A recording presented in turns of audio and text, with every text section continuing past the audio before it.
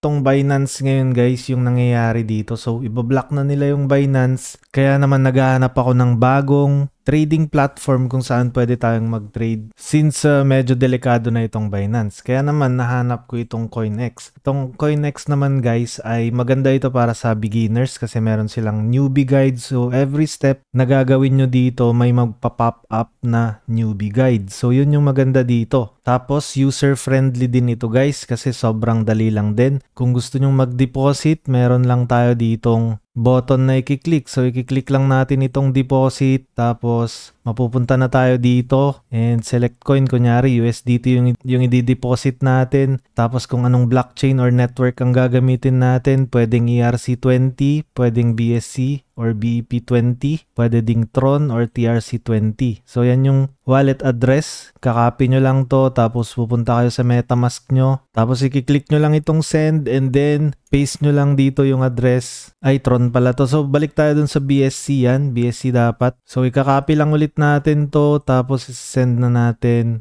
And then paste, tapos yan, ilalagay nyo lang dyan, tapos next, and then send. So, ganun lang kadali mag-deposit dito guys. At itong account naman natin, so meron na tayong halos $90 na yung nakadeposit dito. At kung gusto nyo namang mag-withdraw guys, very easy lang din. So, i-click nyo lang to, click nyo yung withdraw, then mapupunta kayo dito. Tapos, i-click nyo kung anong blockchain, pwede sa Tron, pwede sa Ethereum, pwede din sa Binance. Click nyo yung BSC kapag sa Binance, since sa MetaMask yung ginagamit natin ngayon. Tapos, i-click nyo ngayon itong Bind Mobile para ito sa security nyo. Tapos, kung hindi pa pala kayo nakakapag-KYC katulad ko, mag-KYC na din kayo. Kasi kapag hindi kayo nakapag-KYC dito, limited lang guys yung mawi-withdraw nyo. Kaya mas okay kapag mag-KYC na lang tayo dito. Ngayon, ang gagawin nyo, ibabind nyo yung phone number nyo, click nyo lang yung bind, and lagay nyo lang dito yung email verification nyo. So, i-click ko lang itong send code ngayon and hihintayin ko yung email na dumating. At ayan, meron na yung email. Tapos, ipe-paste lang ulit natin dito. Tapos, i-click ulit natin yung next. Tapos ilalagay na natin dito yung phone number natin. So Philippines, pag nailagay yung phone number dyan, click nyo lang yung next and then slide nyo lang to. Tapos hihintayin ngayon natin yung code dun sa text message natin. So pupunta kayo sa cellphone nyo. Tapos kapag na-receive nyo na yung code, pero since ako ginagamit ko talaga dito ay yung Google Authenticator, kiklik ko ngayon itong set. So kiklik natin yung next.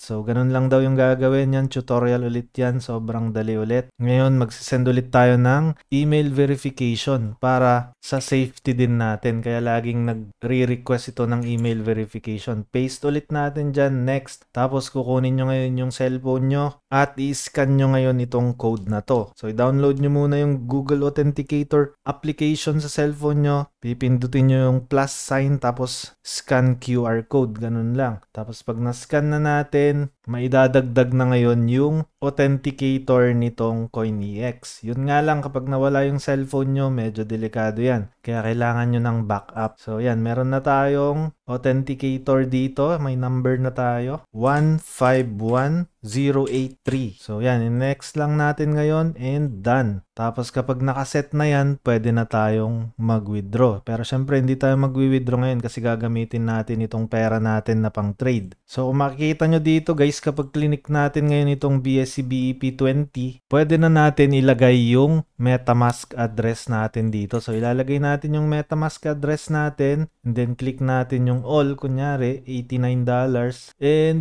click natin yung withdraw. Pero hindi natin gagawin yan. So yung withdrawal fee niya guys is 0.13 USDT. Syempre hindi natin maiiwasan yan. Diyan kumikita yung mga exchanges. Kapag baguhan pa lang kayo and naguguluhan kayo guys, merong video tutorial dito or meron ding newbie guide dito. Click nyo lang yan and makikita nyo na to kung paano. Tuturo din nila ito. Sasabihin ko din sa inyo guys kung bakit BEP20 yung pinipili natin lagi. Kasi kung makikita nyo dito guys, 0.13 USDT lang yung withdrawal fee. Kapag TRC20, 1.8. Medyo malaki-laki na yan. Pag ERC20 naman, 12 USDT ka agad yan. So malaki yung mga fees sa ibang network katulad nitong TRC20 tsaka ERC20. Pinakamaganda pa rin rin ito guys. BEP20 talaga. Kaya sana maayos pa rin ng Binance yung issue nila. Kasi sobrang mura nung network na yan. Tapos pwede na tayong mag-trade. So pwede tayong mag-trade dito lalo na dito sa BTC ngayon kasi sobrang ganda ng takbo ng BTC ngayon guys. So marami na namang papaldo dito kaya naman naghanap ako talaga ng bagong exchange para mag-trade yan. So bibili tayo mamaya ng BTC gamit itong funds natin dito. Hinihintay lang natin na bumagsak ito. Tapos bibili na naman tayo. So nag-day trade tayo ngayon. Yung $90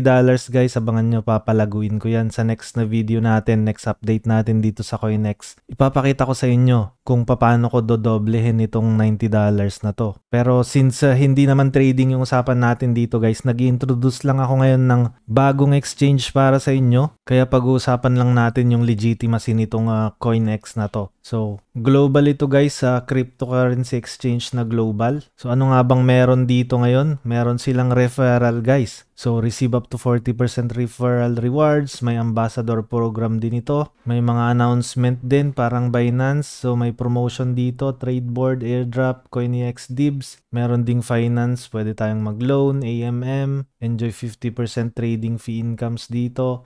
Financial, meron din silang ganyan. May futures din sa mga mahilig sa futures. So, may futures markets tayo dito. Futures overview, contract data, and market information. Sa exchanges naman, wala silang copy trading. So yun yung hinahanap ko na para sa beginner talaga. So sana magkakaroon sila ng copy trading in the future. Tapos yung P2P din sana. I-request natin yung P2P dito sa CoinEx para diretso pa rin sa GCash yung mawi-withdraw natin. So meron ding spot trading dito, may margin trading, tsaka strategic trading. Sa markets naman, check natin yung market data nila guys. Titignan natin kasi feeling ko maganda yung market data nila dito. Sa ngayon guys, makikita natin na yung listed crypto coins nila dito is 887 na. So sobrang dami na din. Nag-start lang itong CoinEx nung 2017. Pero alam natin na yung Binance ay medyo tagilid na. Kaya naman, naghahanap talaga tayo ng lilipatan. Ang maganda dito guys, meron silang heat map. So makikita nyo dito, meron silang crypto heat map. And yan, makikita nyo dyan kung ano yung mga bumabagsak na coin. Siyempre, meme coin na naman to. Kasi medyo delikado talagang mag-invest dyan sa mga meme coin or mga ganyang klaseng coins. Yung PancakeSwap naman, nag-i-increase siya ng 0.64%. Grabe ito guys, yung Gamma. Plus 2,158%. So paldo-paldo na naman yung nag-invest dyan sa Gamma na yan. Kung ako sa inyo, wag muna kayong mag-invest dyan guys. Since sobrang taas nung inakyat niya, kaya naman mas okay kapag hintayin nyo munang humupa yung bagyo. Medyo bumagsak muna siya bago tayo maglagay ng funds natin dyan. Yung BTC lang talaga yung gusto kong investan ngayon.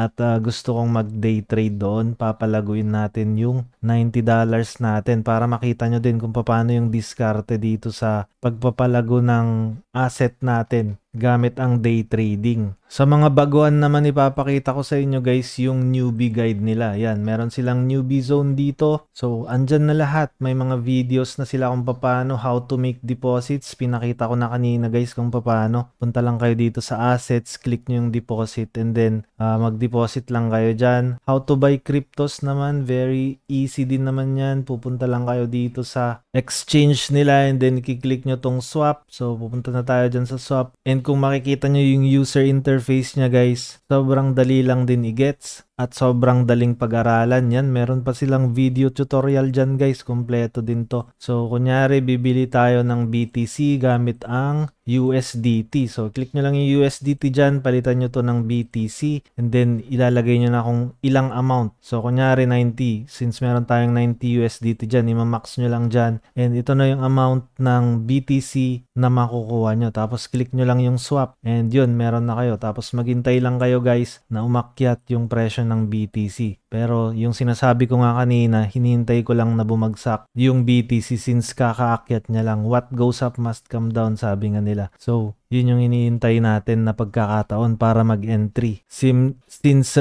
day trade naman yung ginagawa natin. Tapos, ano pang meron dito yun? How to buy crypto. Spot trading. Trading, meron silang spot trading dito, guys. Ayan, click nyo lang yung spot trading na yan. And yun, may tutorial ulit. So, very beginner-friendly talaga itong CoinEx na to. Swap trading, ito naman. So, meron din silang swap trading tutorial. May futures trading tutorial. Sa mga hindi marunong sa futures, guys, panoorin nyo to. CoinEx User Guide, tutorial on CoinEx Futures Trading. Hi CoinEx friends! In this video, we will show you what futures trading is and how to trade futures on CoinEx. So you'll be ready to trade your first futures after watching. What is futures trading? A futures contract, or simply futures, is a crypto asset derivative. As an investor, you can choose to long buy or short sell to profit from its price fluctuations. Therefore, futures trading is also of the advantage of risk hedging. 3 central concepts of futures trading. Before engaging in contract trading, you need to understand 3 central concepts at the core of futures perpetual features. 1. Leverage.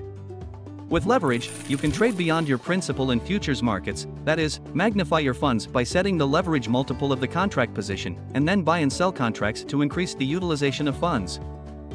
2. Initial and maintenance margin.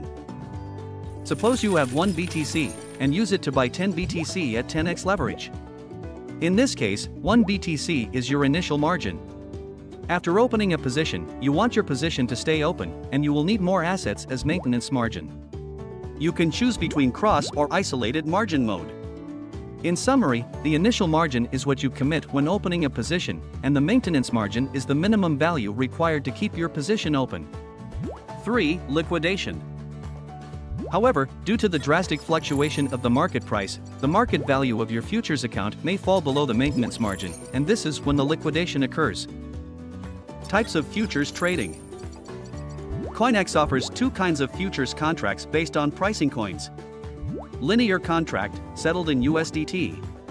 Inverse contract, settled in cryptos. How to trade futures. If you are using CoinEx futures trading for the first time, you need to activate futures trading first. Just by clicking on futures, read and confirm the risks, you are all set. You can either long or short the market to profit and amplify your gains using leverage. 1. Long a futures contract, predicting a rise in price. 2. Short a futures contract, believing the price will go down in the future. Take BTC USDT linear contract for example. Suppose that you have 2000 USDT, you can use 10x leverage to buy 1 BTC in the TCUST market. When BTC price goes up to 25,000 USDT, your PNL will be 5,000 USDT.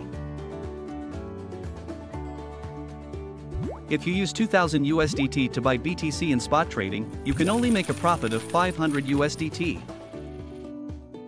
In futures trading, your profits are multiplied by 10 times with 10x leverage. Note, to simplify the calculation, the above process ignores the calculation of premium, margin profit and loss, trading fees and funding fees. Risk reminder. Futures contract trading not only allows you to magnify gains with fewer funds, but can also saddle you with amplified losses when the market moves against you. Therefore, we strongly advise entry-level users not to use high leverage to avoid forced liquidation or even bankruptcy. For more information, please visit CoinEx Help Center. CoinEx, making crypto trading easier. So yan guys yung isang example dito sa newbie zone, and very clear yung pagkaka-explain nila dito sa mga videos nila. So kapag baguhan pa lang kayo dito sa crypto trading guys, panoorin nyo lang itong mga videos nila dito sa newbie zone. So yun lang guys, kapag interested kayo mag-trade dito sa CoinEx, yung link ng CoinEx guys nandyan sa description box, tapos lalagay ko din sa comment section. Tapos kapag bago pa lang kayo dito sa channel, wag nyong kalimutang i-click yung subscribe button, click nyo na din yung notification bell, set nyo yan sa all para every time na meron tayong bagong content regarding crypto trading, mano-notify kayo. Yun lang guys, maraming salamat, bye bye!